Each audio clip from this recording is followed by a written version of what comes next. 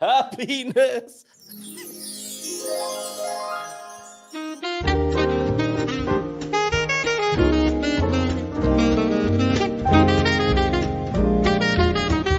Bom dia, Portugal! In Portugal, there's a YouTube show full of fun facts you need to know. Carl rings the bell and the members show to the GMP morning show. Featured guests will come and they will blow your mind. The audience will do so in kind. The little vanity mixed with some insanity on the morning show with GMP. Good morning, Portugal, and I'd like to welcome you to another fantastic day. Hey, Gumpers.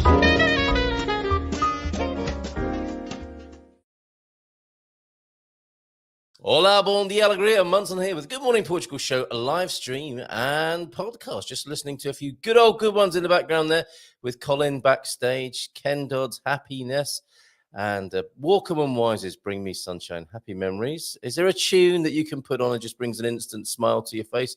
Those two certainly do it for me. Coach Turner's here. Good morning to you, Ian. How are you doing? Old guy in Europe, James. Jackie's here. Other than that, just lurkers in the background. Good to hear from you, Larry, over in Arizona. You missed the Storyteller's Lunch yesterday. I'm not trying to rub it in, just a fact. And thank you for your very thoughtful message and your offer there. I will certainly put you in touch with Kev, who was on the show yesterday. So thank you very much for that. And we missed you. Gabby will be taking over the running of the fourth Wednesday Storyteller's Lunch from me. So she's going to be taking care of the admin going forward, as people say in corporate circles. And it was great yesterday, really good. Thanks to everybody who came. And Gabby now at the helm with the organization of the event on a fourth Wednesday. It will continue, and in her capable hands, and of course the capable, very capable and loving hands of the team at the Storytellers Restaurant and Hotel and Bar. We were stood in the bar looking out over the view. People came from all over Portugal yesterday. Good to see Gilda and a couple of ladies from the EI team there as well. Sarah Davey joined us, of course. The Hyde brothers, the famous Hyde brothers. Oh, which reminds me, I've got a Chuckle Brothers joke for Colin. I imagine Colin might have a little bit of material, as well as helping us out with choosing a motor vehicle and what we need to be aware of on the roads of Portugal. Colin might have a few dad jokes and a little bit of material left over from his last European tour, or in readiness for the next one. In fact, we need to find out if he does have a European tour, comedy tour planned for the coming year after the success of the last one. There comes a time in a performer's career where they think, I'll end on a high note. I don't know if that was it last year, or if he plans to just keep going like the Ken Dodd, who was just mentioned before. Nubianet is here as well. So come on, you lurkers. Do show yourselves, if you will. Bon dia, peeps.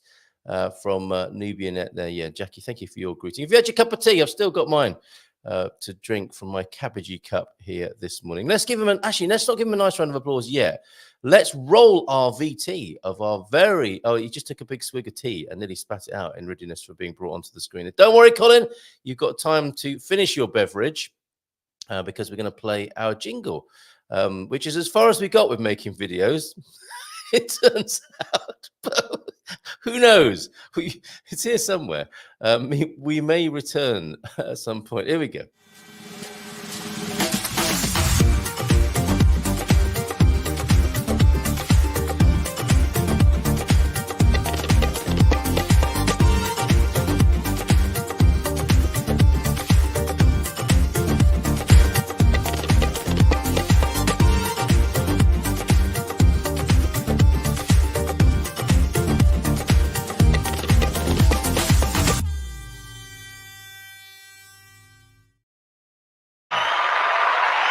There he is. Hola, bon dia. Colin Ross-Jones, everybody, in lane one. Good morning. Good morning. How are you?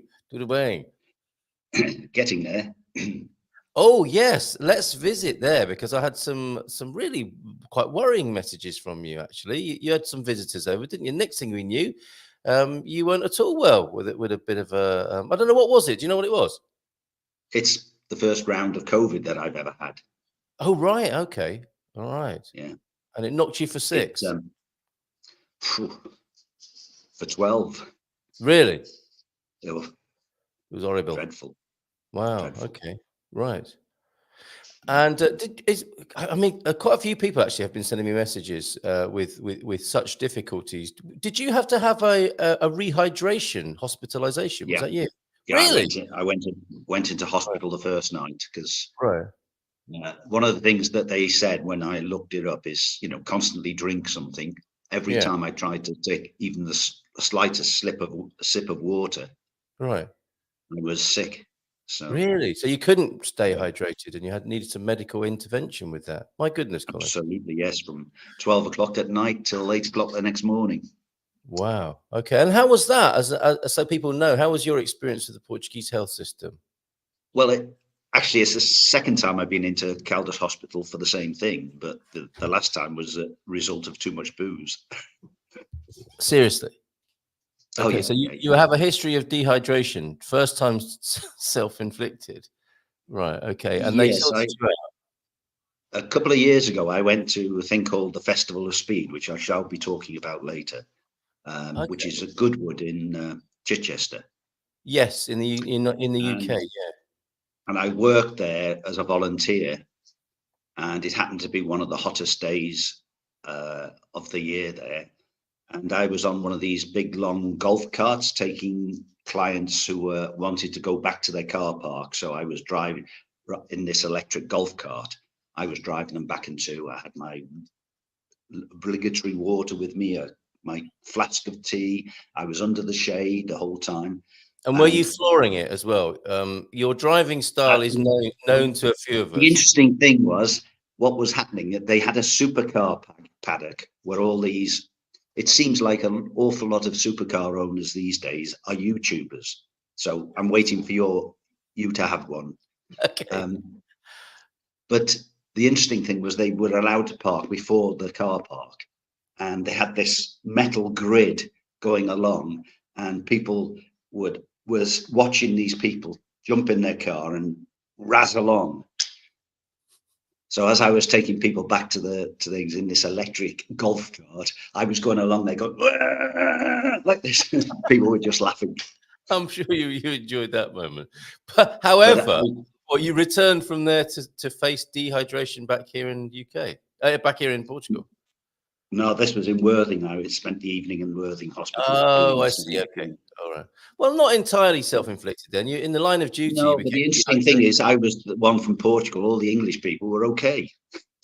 Yes. Interesting. Yeah. Okay. And then so here you are, fast forward to a couple of weeks ago, and you're hospitalized in Portugal for a rehydration on a drip, presumably. What was your treatment like, and how was the atmosphere in there? Because Nuno has been keeping us updated about what's going on in the system. I've had two operations.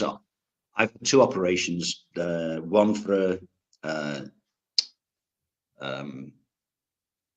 it must have been a new brain. All right. How did that go? I had a snapped Achilles.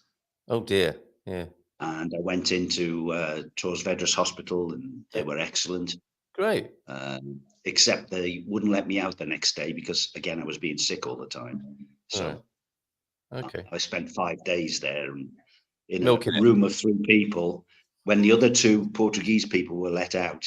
And I was right in front of the television. I screamed at the nurse saying, please do me a favor. Can you switch the television off? Well, because you're watching Brazilian soap operas for 5 days. It's Portuguese, like a studio with the worst dressed people you could imagine, just dancing and singing and. Oh, you're miserable old bugger. I mean, that sounds lovely. That's. I mean, you're in Portugal. A bit of Portuguese TV is not to be unexpected in such a scenario. Well, exactly, but I had to wait for the other Portuguese to go. However, having said that, I do understand the CIA do use that as a torture method. Portuguese daytime TV with some of their toughest suspects. And then the second time was a hernia, and I was in and out in the day for that. Wow, okay, just like the hernia was. Right, in and out in a day. There you go. We didn't plan this. I promise you. We haven't been working on this material, but I'm so glad you're well again after that most recent hospitalisation, and just you're nearly there. You're nearly back to 100% fitness and Yeah, well-being. 80-odd%. Wow. I've never been 100% anyhow, have I, Carl? No, that's true. That's true. That's true. And here today to talk about trends in the motor vehicle industry. Yes, Are yes. we talking about globally? Are we talking about Portugal? Well, globally as well, yes. I mean, it's a very, very, very interesting period now with the car industry because they're trying to decide which way to go. Yeah. I see what you did there. Yeah. At the moment, most manufacturers have brought their engine sizes down. But interestingly, they've also had their performance go up. So in a position where they want to get manufacturers to reduce their CO2 emissions, Yeah. they've been forced to bring smaller engines in. It's meaning the death of the V12s that were in the larger fancy Ferraris and Lamborghinis. I feel like my chances of my Ferrari V12 are slipping away from me. Is that what you're telling me? Absolutely. Yeah. Right. But the interesting thing is their V8s that they're replacing them with, which are twin turbos, are far more efficient and faster. So, you win some, you lose some. Okay. Well, we try to be diehards, don't we? And we say, "Oh, well, you must have a V12. Nothing sounds like a V12." Well, and is that these true? days, as you know, even in my car, which is a 3-cylinder 1.6 liter engine, Yes. they actually put a false sound through the speakers, so you can have any sound you like. Now, Colin, if you've been told that in 1985 that one day you would be driving a 1.6 3-cylinder with the sound made through a PA system rather than the throb and noise of the engine, what would you have said? I wouldn't have believed about the sound going through the speakers as being false. But in 1986, I was driving a 1 liter 3-cylinder engine in a car called the Daihatsu GT-TI. Yes. Because I worked for Daihatsu at the time and Alfa Romeo, and this was a little pocket rocket. It was a very interesting car because it was the first 1 liter to have over 100 brake horsepower,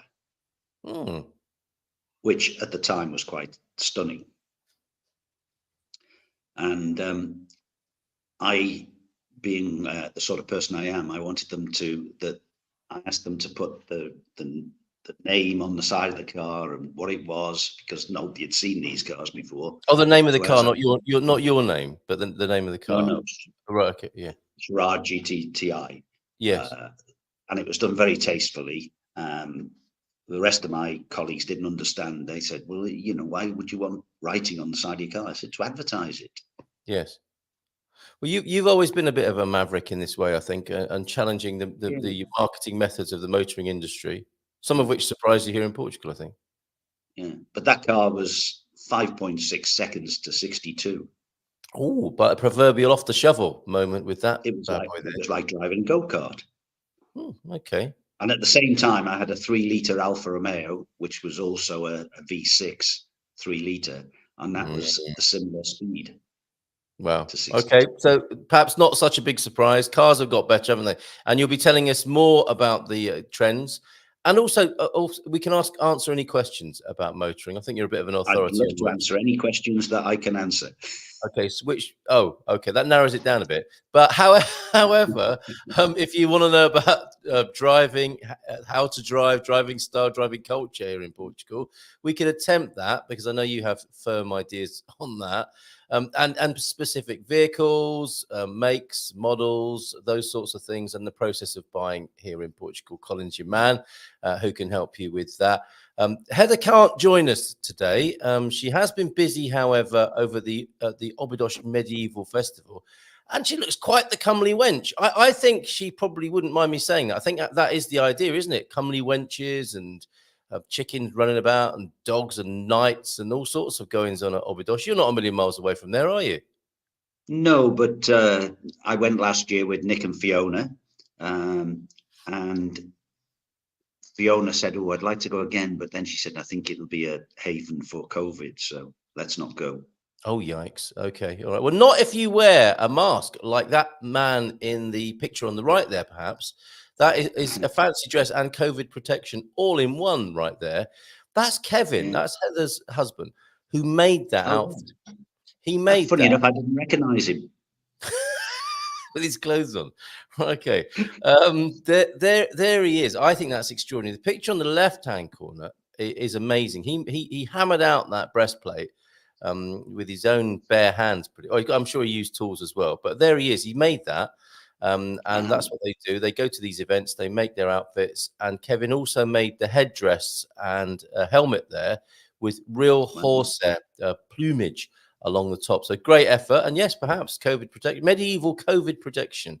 I imagine it's pretty hot and sweaty inside there, which might be a breeding ground for bugs and undesirable influences in our lives. But there you go, Obigosh, I say, right over there. And the medieval fair, which started on the 18th of July and runs through just 2 or 3 more days to the 28th.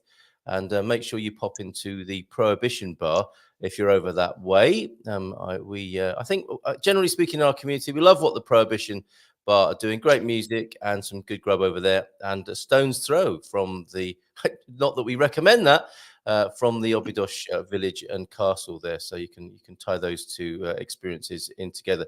Get well soon. Ashmoliorosh, Heather. Lots of love to you and to Kevin. And we'll see you next time. If you want help moving to Portugal, from Heather, bootsonthegroundportugal.com. Right. Okay, we've got our first questions and comments coming in. And BMW, I don't know how you feel about BMW. I'm not really talking to you about BMWs, Colin, but before we go there, Michael, great to see the Familia Barton yesterday. Good to meet Kat, and good to see you both, Michael and Karen. Good morning, Gumpers. Had a great time seeing everyone at the luncheon yesterday. I think, yeah, what we do there deserves to be called a luncheon. It's pretty special. Hopefully, you will make an occasional appearance at Storytellers Carl. Absolutely. And bon dia, Carl. Bon dia todos from Bob, who's upstairs in this house. Great day at Storytellers yesterday. We enjoyed meeting Gilda and her team and many folks we hadn't met before. So long may that continue as an institution. Same with the Wednesdays.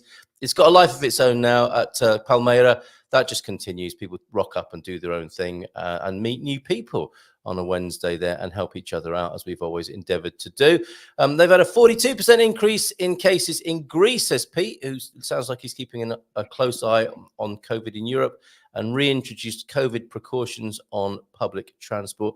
I saw the ridiculous stickers. I was reminded yesterday of the green and red system for entering the beach, either side of a handrail. Walk this side of the handrail, because COVID doesn't get you if you walk on the side with the green sticker, and on the other side, the red sticker. Don't go down that side of the ramp onto the beach in the fresh open air and sunshine, because COVID will jump on you on that side.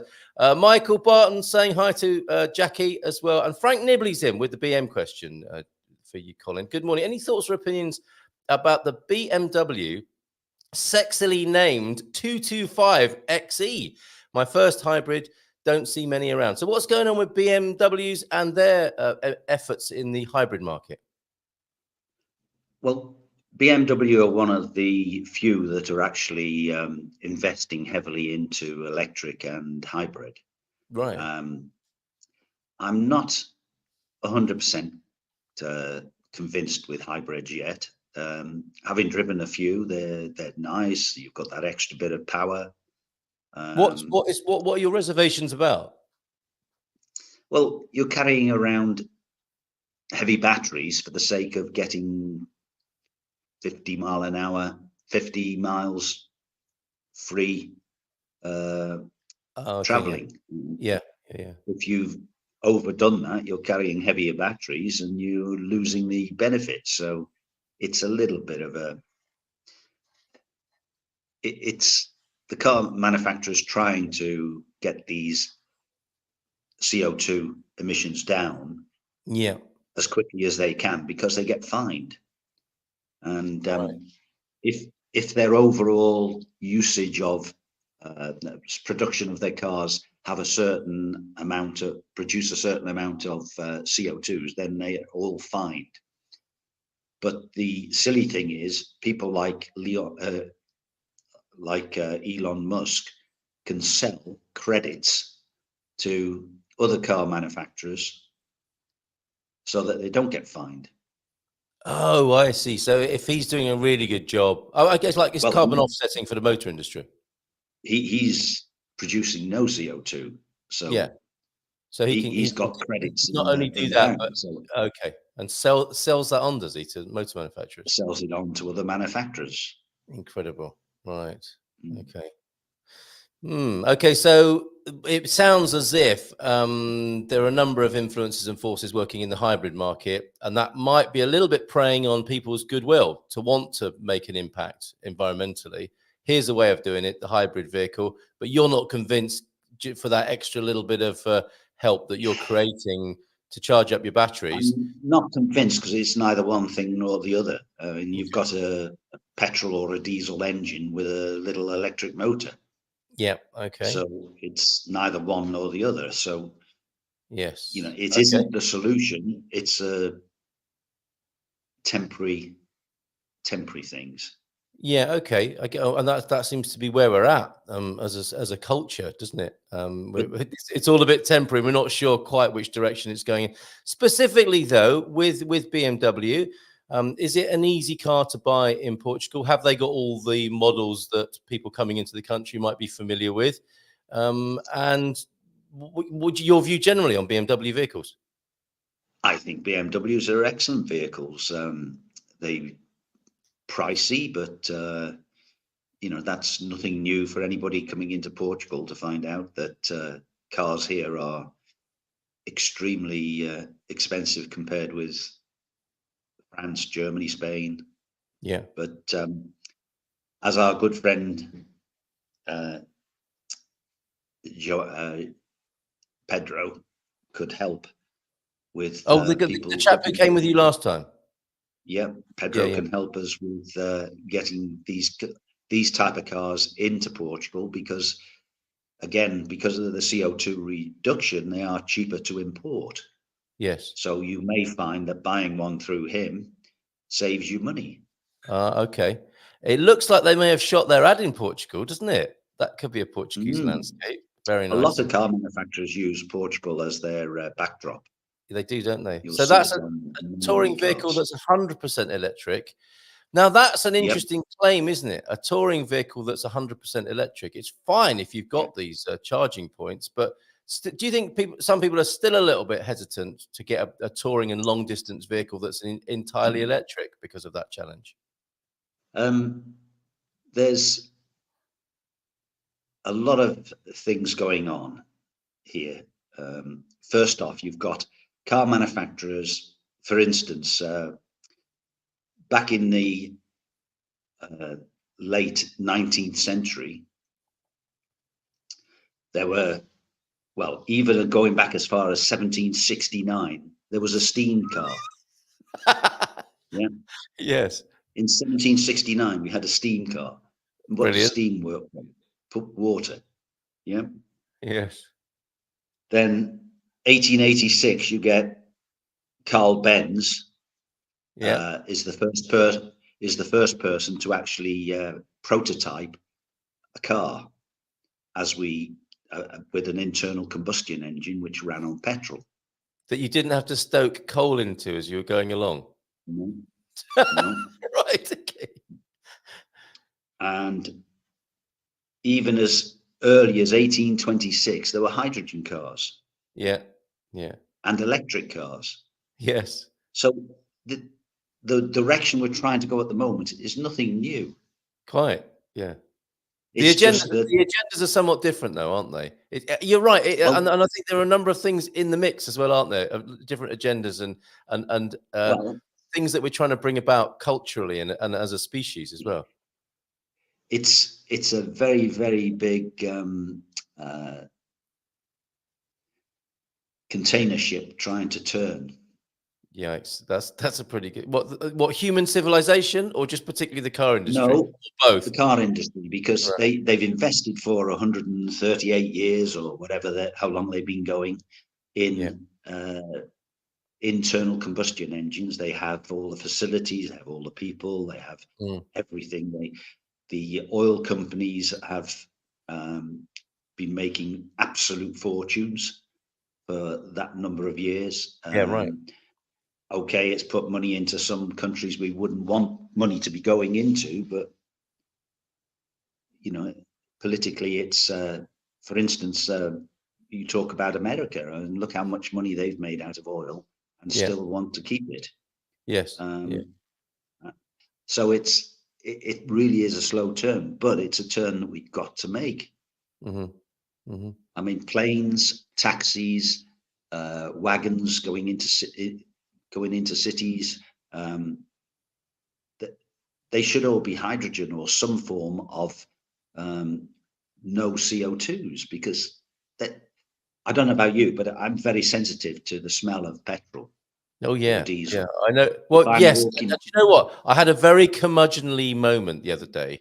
I was sat in the the terrace area of a cafe, and somebody pulled up, and I think their partner, their co-pilot, whatever, got out of the car to come into the cafe that I was in to buy some cakes, and they kept their engine running near me, and everyone else sat having their coffee and cakes. Yeah. And I was thinking, there's your problem right there, isn't it? The individual not really realizing their impact on the whole there. Exactly. There's no reason for that, is it, to sit there polluting the environment? But we're so used to doing it, it probably didn't even occur to that person that might be what's happening. No. Yeah. But you're talking about that scaled up, aren't you, basically? I mean, and fair enough, people are going about their business putting out pollutants, but it's that same thing, isn't it, on a grand scale? And you're suggesting that hydrogen, for example, might be a way of reducing the pollutants coming into our conurbations in that way. Well, it's just water coming out of the. You could actually drink the water coming out of the exhaust. Yeah, well, horse manure as well, I would favour, because you can recycle that. Let's bring back horses as well. Let's see what people are saying. Thanks, Frank, for that question. Great to see you here, incidentally, as well, Mr. Nibley. And Barack is here, well, aka Lord Travancore, of course. And I did get your apology about last Tuesday, Barack. Really, there's no need. Sometimes it works out, sometimes it doesn't. It's very informal, our Tuesday gathering. So if you can make it, it's always great. And it's obviously lovely to see you. But if you've got other things to do, which we know everybody has, that's our chat, chill, and troubleshoot. That's every Tuesday evening at 8:30. Bring something Portuguese to try and share. Show and tell your Portuguese latest wine or food. And join us. That's for all the supporters of the Good Morning Portugal endeavour, aka the Portugal Club, which you can find out more about at theportugalclub.com or GMP VIP. But very informal. And thank you for being so thoughtful and explaining and apologising. But really, no need. And maybe see you there soon. And thanks to others, actually, as well, who sent their apologies for Tuesday. Now, we had a small but perfectly formed gathering. Who doesn't like it small and perfectly formed first thing in the morning? Right. Interesting discussion about vehicles today, says Bob, who's had his share of vehicles, knows a thing or two about vehicles as well. Had a little bit of car trouble in the last couple of days, and singing the praises, incidentally, of the recovery system. That's something we might talk about, Colin. I've had an experience of that recently, and how brilliant it is, how good value the insurance is, and how you get collected, and how you get hire cars and such. We'll come back to that. We picked up a late model Peugeot 3008 yesterday as a rental replacement for our disabled 2008 Peugeot powered Volvo. I didn't know there was that collaboration. The turbo lag is way worse. I don't think Bob is especially happy. Has he gone from a petrol car to a hybrid then in that transition and with the loan of that rental car? Sounds like it might be. But okay. So he's not getting the performance by the sound of it that you want there, Bob. Tell us more about that. I used to own awesome muscle cars, says the OLP, and we're delighted to see you this morning, OLP. How are you doing? That's back in the 70s. One of the fastest and fun to drive was a Plum Crazy Is that the color, the model? 1970 440 Magnum 6-pack. You see, to me, that could be a gun. It could be an ice cream. Turns out it's actually a car with a Hurst 4-speed. What is OLP talking about, Colin? Oh, American muscle cars do nothing for me, I'm afraid. So Really? No, you surprised me with that comment. no, because um, a 4-speed car in 1970 with a big engine. You even here, the cost of petrol in 1970, you would have not wanted to drive a car like that. Right, okay. But for Americans, come on, it's just pennies, wasn't it? The gas. I mean, for them, it's they've got straight roads, and mostly straight roads, I should say. And the culture but then built again, around cheap petrol, yeah. they've got a 65 mile an hour speed limit, so that's an odd thing you have to get used to, isn't it? In America, you got a great big car, and you can only drive it at 50 on the motorway. I thought that was very fascinating when I was there doing that. OLP though, fessing up to that and admitting that it wouldn't be a politically correct car now, although it's going to be like vinyl. Keep it, because those cars are going to come round eventually, another 20 years time, and people are going to love you for having one of those, even though you might have had to have it completely replaced inside with a different form of propulsion. Tesla may not exhaust carbon, but there is a tremendous amount of carbon produced in the production of zero carbon batteries. Now, here we go again, you see. No area of human life at the moment is devoid of the culture wars. And that's what's happening. It's not just a simple matter of us all agreeing which is the best way forward. Everyone's got their agenda, haven't they, Colin, with this?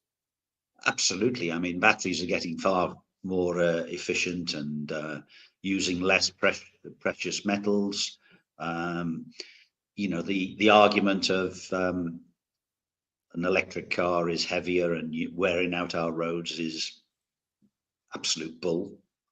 Right. Because we've been driving heavy SUVs for many, many years that have been doing the same and polluting at the same time. And that's a bit of anti-electric propaganda, is it? Well, there's a lot of it around at the moment. You will, the press, I mean, if you think about it, that the American car industry have just put 100%, America have put 100% tariff on any Chinese car coming into America. Okay, to balance up the prices a little bit. To safeguard their industry. Yeah. They don't want to change. Mm-hmm. They don't, Ford have tried a little bit with the F-150. They've already done that. I thought that was a Trump policy. This is in the current administration. It's there now, 100%. Right, okay. Interesting. Okay. So the cars that are coming in they're trying to make them too expensive for people to want to buy. Yeah, to give their own industry a chance. Yeah. It's anti-competition. Yes. Because they'll, as I said about the big old container ship, they want to slowly change. They don't want to be forced into, getting rid of ICE vehicles and produce battery cars or hydrogen cars. They want to go slowly and do it at their own pace. Yes. And stopping the competition coming in is what they see as the best way to do that. Whereas there's a YouTuber called Sandy Munro. Sandy Munro takes new cars, he buys them, he strips them down and does a report on how they've been built. Mm-hmm. And he'll sell that to other car manufacturers. So he took a Tesla, he stripped it down, and he did a report, and he said, they have, in the rear of their car, they have, I think it was 2,000 parts to make up the rear of the car. This can be done in far fewer pieces. Musk listened, went out and made a manufacturer buy what they call a mega stamping unit to make it in one unit. So the back of the car was made in one unit. Yeah. So why is he the most profitable car company in the world? Because he changes things. Just like that. They've now got the most efficient batteries in their cars.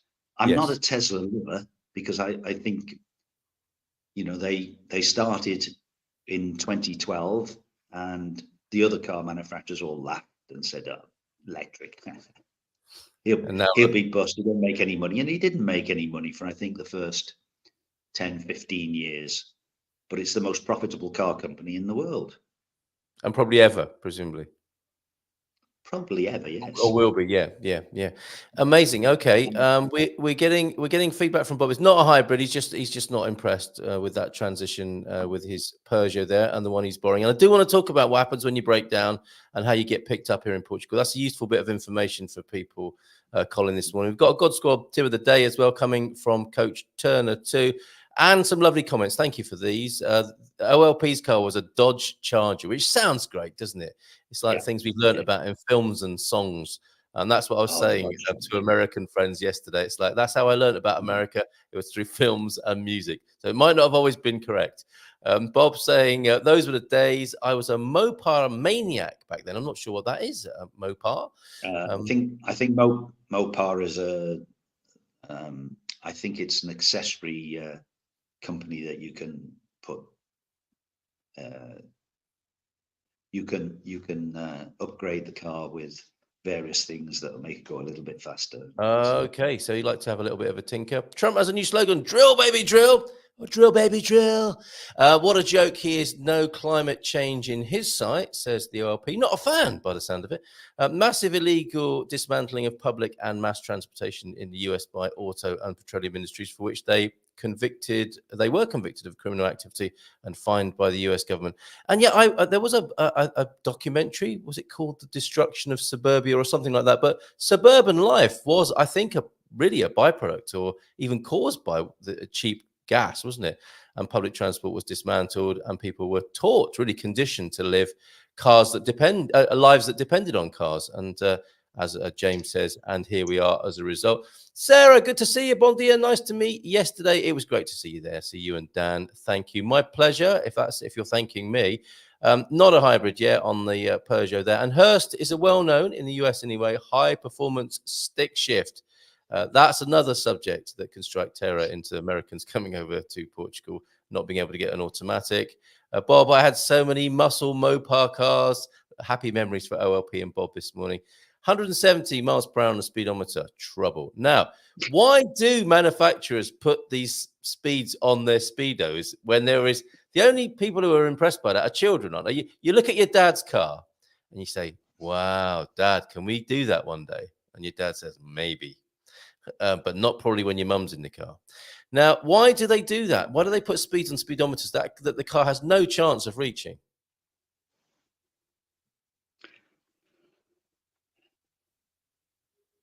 Penis extension. Okay, nice, simple two-word answer to that. Capacity. Holly is a well-known, wasn't expecting that, Colin. Holly is a well-known, in the US anyway, high-performance carburetor and an old guy. Yes, Holly, so well-known. Are you still getting payouts from Holly Industries there? Is that the secret source of income there, James Holly? Yes, wish I was a branch. Oh, okay. So not getting any payments or commissions from Holly Industries. Earliest 20th century. That's when this was all defined. And the big oil tanker that you're talking about, desperately trying to change direction. It was set afloat, wasn't it, in the early 20th century, as James says there. Mopar is a Dodge Chrysler product, and our speed limit in Montana is 80. So you're allowed to go up to 80, even in 100. Woo! In the 170 mile an hour car there. Right. When you break down, and there's been a lot of this. It's a bit like with a few outbreaks of COVID among people. Cars have got something as well at the moment. And I've heard of people needing recovery and actually being very impressed by the system here in Portugal. What happens? What's the first thing you should do, Colin, if your motor vehicle breaks down on the highways of Portugal?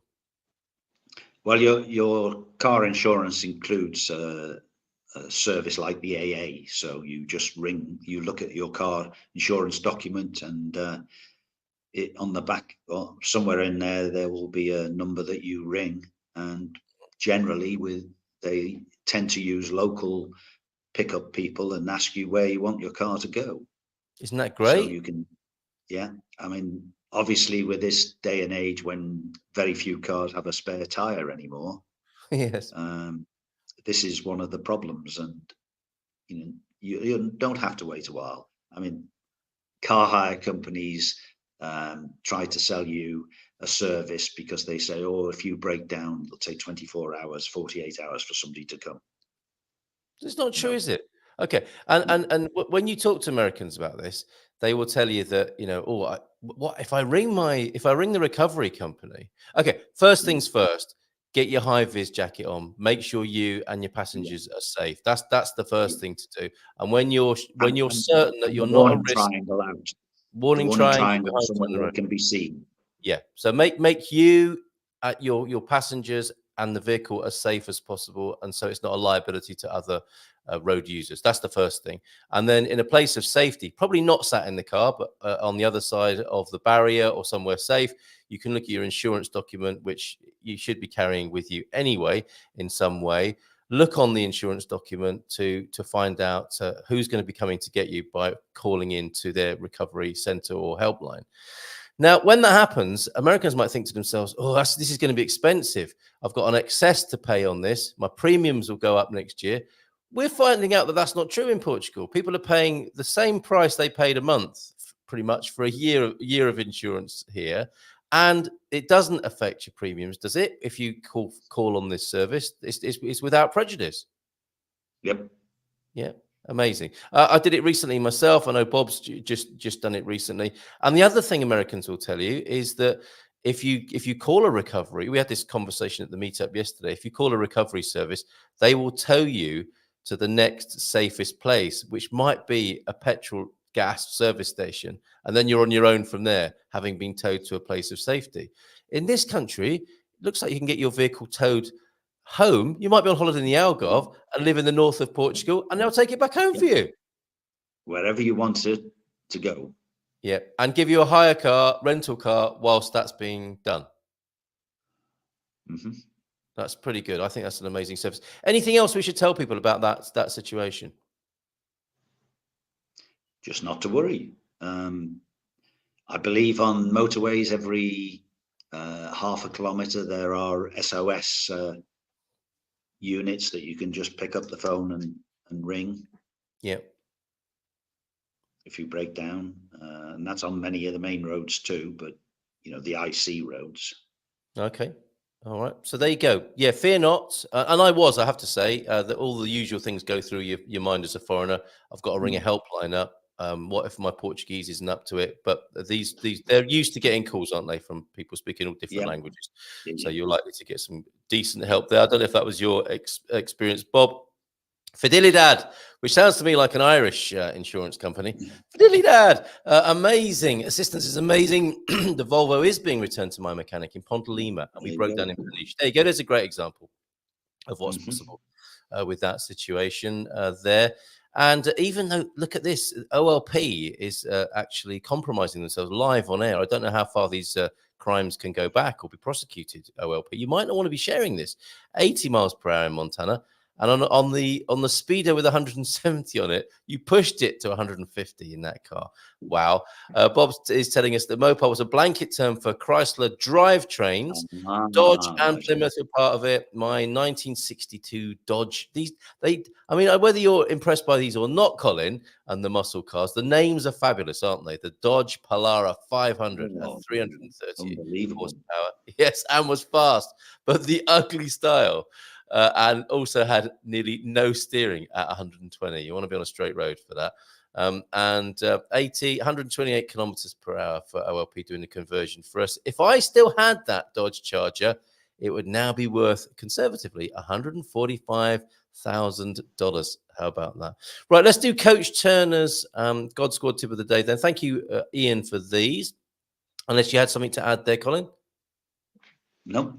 Are you ready? Have you got your Lycra on? Are you ready for this? He has. Okay. Always got his Lycra on. Bon dia todos y feliz quinta. The saying goes, an early bird catches the worm. So it was yesterday. By leaving early, we missed the worst of the traffic and arrived at 11 o'clock. Oh, yeah. And on his way to Pembrokeshire. Says this isn't a very pretty photograph and not the best he's taken of Pembrokeshire. I think that's beautiful. There you go, a picture of a Welsh seaside town there. Newport, that is, Newport in Pembrokeshire. Do you know this place, Colin?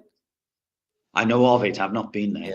Yeah, very pretty, very pretty. And let me compare and contrast that with pictures of San Martino de Porto Bay yesterday. A very interesting sunset, not a classic one, a slightly unusual band of light on the horizon, and beautifully captured there by Bob. Thanks for sharing that, Bob, and that little train of buoys, as you would call them, right there. And another shot of San Martino de Porto Bay here with the waves crashing on the beach and that same sailboat in the distance there. Let's come back to Ian's God Squad tip of the day then.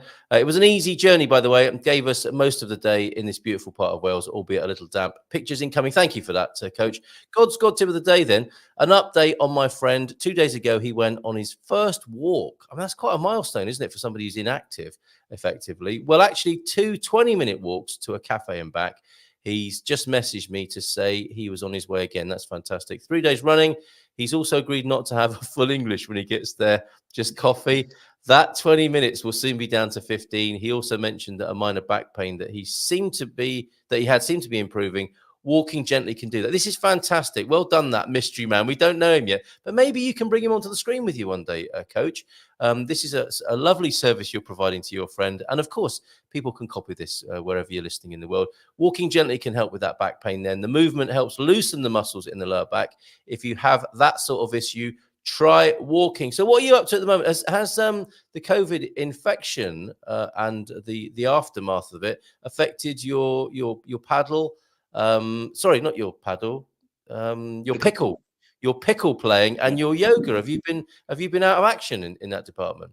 Well, we actually closed the pickleball for a week because 2 of us had COVID. Okay, so you did your own little lockdown. Yeah, a little lockdown for a week. Yeah. I went back on Tuesday morning for my first session, and I took it very gently. But when I got home, I slept an awful lot. I just don't have the energy at the moment. So it's amazing, isn't it? Amazing what a bit of illness can do to you. It does affect you. Amazing. Okay. Well, fingers crossed that you get back on the court soon. Anything to tell us in that department? But there was a big paddleball championship happening that Veronica sent me news of. I'll try and find that for you. But anything happening in the world of pickle, or anything else we should know about on the Silver Coast when it comes to the physical fitness? At the end of the day, August tends to be a month where these sports centres shut. So the summer break. You have to find alternative places or alternative things to do. Yes. So if you want to keep it up, I quite like having the month off, really. Let the body reset. Yeah, well, that's a really good idea. And I think Coach Turner would agree with that. You can't go at it all year round at the same level. And it is good to let the body recuperate. So no question about that. And that's a good reminder. And this is the right time of year to do that, isn't it? Because otherwise, you're basically up against all the tourists that are coming into these various areas. If you live in a popular part of or a touristic part of Portugal, you're up against it. So a good time to be doing that at this time of year. I have got, you're invited to come to watch the inaugural Portugal National Pickleball Championship. Let me just bring that onto the screen. I'm struggling to save that at the moment, but that's coming up at the end of this month. So you'll be able to go along to that and maybe probably do a little bit of taking part and trying it out for yourself. Let me just save that and put it on the screen as we make our way towards 10 o'clock this morning. Join us tonight for the Visa special. We've got EI. We have here it is. I've got the poster now for pickleball. That's going to be on the screen in just a moment. Yeah, we're with Gilda and team tonight. Certainly parts of the EI crew will be on with us for the Dream Team. And there'll be a special from EI at 7:30 about which is the correct visa for you to choose if you're at that part of your journey into Portugal. Dream Team at 9, and the big Tamar meetup with Expats Portugal this coming Saturday, which is incidentally the same date. You might choose either Tamar or, sponsored by Latte Bistro, you've got the inaugural Portugal National Pickleball Championship. Come where the what is this thrilling pickleball competition? Come witness the thrilling pickleball competition where the triumphant winners will earn the honor of representing Portugal in the inaugural national team set to compete in the United Kingdom this November in 2024. Now, can you see on there, Colin, where, I mean, is it outside the Latte Bistro? I can't see what the venue is for that right there. More information. This must be Tamar where they are based. I think this is actually down south. Veronica has sent this to us. Oh, okay. Not Tamar. This is the Club Trevira. Actually, I have seen it now. Bottom left of your screen, the tennis club, Club de Tenis Villarreal de Sant Antonio, where Villarreal. So there you go. Definitely down south. All right, down south in the Algarve VRSA there. And yes, I did threaten to ask you about your touring, your comedy career. Have you got any new material for us? No. Thank you. No. All right. Should we just move? One has to. Are you taking a break, just like the training? You're taking a break from the comedy. The best time to pack in is when you're on a low. Oh, okay. So when it comes to comedy. Okay, so the crushing blow of the last outing has caused you to, I don't know, what do you say when a comedy performer retires? You've hung up your microphone, have you? Die. Okay, fair enough. All right, died on stage. Died on stage, never to be revived again. Okay, fair enough. I also advertised that we'd be talking about ketchup as well as cars here.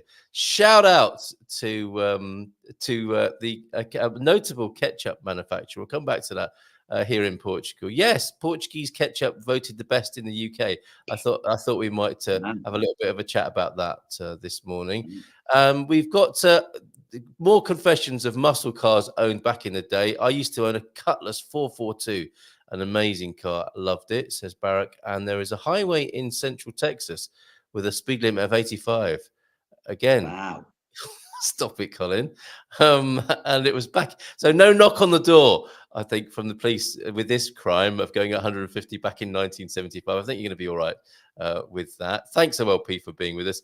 And I love the 442, the Cutlass. My mum had one, and we also had a Pontiac GTO. That came across. We knew that name, didn't we, in the United Kingdom back in the 70s and 80s. In the 80s, I used to drive the Dallas North Tollway at 140 regularly at around 2 or 3 a.m. That sounds brilliant. Ride along in my automobile. And what music were you listening to? That's what we also want to know, because that's what goes with driving American cars, is the great soundtracks as well, the great tunes of driving with the top down in America. Carl, 101 Fahrenheit here today. How hot in Fahrenheit in Portugal? All right, I'll do the conversion. Currently in the studio, 25. We're generating heat inside the studio. It's 25 indoors. It's 20 outdoors. Double that, add 30. You're talking about 70 Fahrenheit here on the Silver Coast. It's not unbearable yet, is it, Colin? I don't think you like intense heat, do you? But we've yet to reach the summer peak. No. Okay. And Barack said, my neighbor had a convertible GTO. Loved it. Yes, that sounds great. And my cousin had a Type E Jag. Is that what they called them in America? The Type E Jag rather than the Jag E-Type. This is what we called it in the UK. It was fabulous. What a beauty. I think a beauty. Yeah. And Rui Correa is here, our dear friend. Good morning and great to see you, Rui. Yesterday in Portugal hit 102.2 Fahrenheit. Today and over the next few days, hovering around 85 and 95, depending on location and time. Wow. And all new cars produced from this month will have speed limiters fitted. Gone are the days of speeding. So what do you make of that, Colin? I mean, things have changed a great deal. And people do say the fun of motoring is being taken away step by step progressively. That's got to be one of those criticisms, hasn't it, of the nanny state and how motoring has changed and not for the better. Well, as you know, you get in a car these days, a modern car, and it just bongs and bings at you and tells you all sorts of things that you shouldn't be doing. Well, back in the Um, 70s, when you got in a car and there was a bong, that meant something entirely different. Now it's bings and bongs and alarms, and it's just telling you off all the time, isn't it? Absolutely, and it also wants to drive for you. I pity the youth today that have to learn to. Classic, classic. You're I right. do, You're I right. do. I mean, they a bit of water on the road and they won't know what to do, but the car will do it for them. A bit of ice, or you know, a car wandering because you're not paying attention, the car will go back into its lane, and you know. It's just a shame. There's going to be the self-driving cars.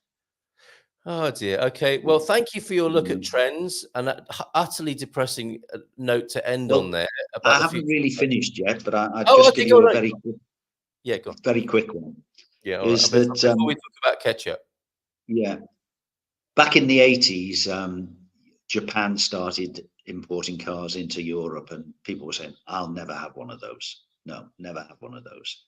Right. And then all of a sudden they found that they came with a radio, they came with air conditioning, they had all the extras, and people were slowly buying them. And now, Toyota is one of the largest selling cars in the world. Yes. um, Mm. and now you have the Chinese coming. uh, Even in Europe, they put a 48% tariff on cars coming into Europe. But the car manufacturers said, we don't want this. We really don't want it, because they're selling most of their cars in China. So it's a big problem at the moment.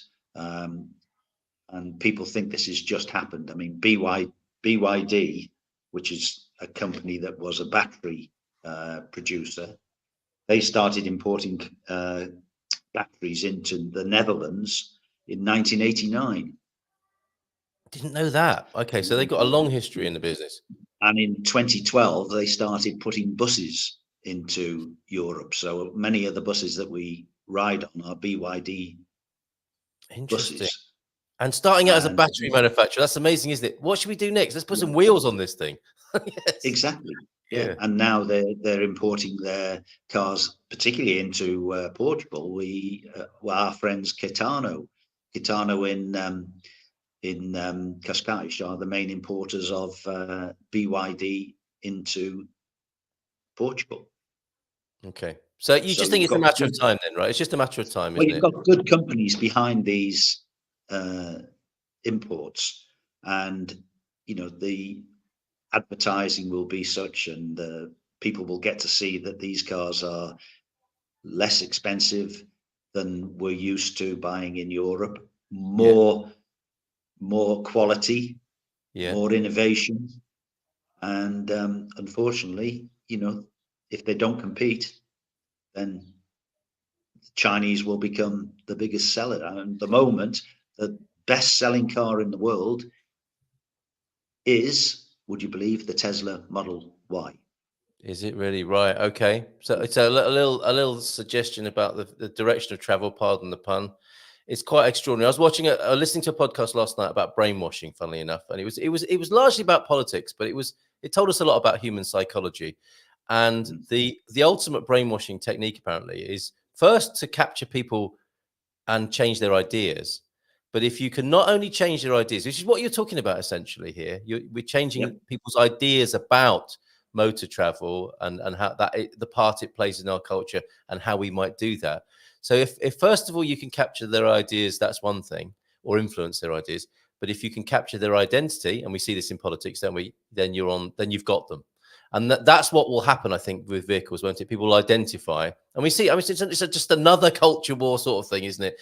People are being pushed to identify. I am a petrol head. I am an electric person. Yep. And once that happens, people become very set in their ways, and you end up with a typical polarity that we experience. One of the most recent petrol head events was the Goodwood Festival of Speed. And the Goodwood Festival of Speed has become now the biggest moving motor show in the world. So all car manufacturers want to show their cars in what they call the first glance, where they drive the cars up the hill. There were numerous new electric cars from MG with their Cyber-Zest, Zeekr, Lotus with electric cars, Polestar, the Porsche Megane, even Rolls-Royce and Bentley had electric cars there. Did they but really? What they do is on the Sunday afternoon, they have the fastest vehicle up the hill. And for the last 3 years, it's been an electric vehicle of special quality. But this year, it was won by a Ford Transit van. No, a Ford Transit. Okay, still flying the flag. Ford Transit. Electric. Okay. Electric Ford Transit van, especially modified. I hasten to add. Okay, so it's not chaos on the streets of London. 2,000 brake horsepower. Yeah. But it was in the low 43s. Amazing, mate. We got to go. I have to put some trousers on and go. A couple of things to resolve here. My mum had 1976 a Volvo station wagon. It was awesome and so safe. Yes, I hated those, says Pete, with the lights on during the day. They always reminded me how gloomy London was. At least it is too sunny to see them here. Yeah, I've had to look at temperatures forecast last week and called a neighbour's tractor in to clear a chunk of farmland around a country house a few minutes north of Santarém. Wildfire prevention. So, Rui, in the UK, keeping an eye on what's going on in Portugal. Good to have you here this morning, Rui. Bon dia to you. We had a big one yesterday. My 20 hectares is clear. There was a big fire over in Castelo Branco area. Fogos.pt is what you need to keep an eye on that, and keep a grab bag by your door. Prepare yourself. Hopefully it doesn't happen in your area, but it's good to be prepared. Grab bag by the door and have a strategy for leaving the area. Bomberos are simply amazing. Absolutely right. Shout out to the Bomberos. And we had a geyser explode in Yosemite. Crazy. Was that yesterday, OLP? There's the link to the ketchup story. And this is the best ketchup. Rui, you cover this for us. You're in the UK, and you might be pleased to know that a Portuguese ketchup has been voted best in the United Kingdom. Ruby's in the Rubble ketchup has been voted best supermarket ketchup by the Sunday Times. And as I understand it, not only does it taste great, it's a food waste solution as well. And that's why I think they call it Ruby's in the Rubble. They're taking old tomatoes and they're turning them into a delicious tomato ketchup. So well done, Ruby's in the Rubble ketchup there. Just a quick dad joke for you then, Colin, before we go. The Chuckle Brothers, I promised you a Chuckle Brothers dad joke. And you know what? They're not going to be having any kids, Colin, the Chuckle Brothers. Do you know why? Because the first one had a vasect and the second one had a vasectomy. Take care. Bye for now, Colin. You've been amazing. Thanks, everybody, for popping in this morning. We'll see you this evening on the webinars. Take care and bye for now. Is that enough to persuade you to bring yourself back onto the comedy stage? You can have that one. Cheers, Colin. Take care. And actually, we'll go out with our Go Motoring Portugal jingle because we like that one. And who knows, maybe one day we will make some more car videos. Ciao, ciao. Have a great day. Maybe see you tonight for the webinars and the Dream Team session at 9. And tomorrow with Colleen from... we've got to Portugal, the place, Colleen, with us tomorrow morning. Take care. Bye for now.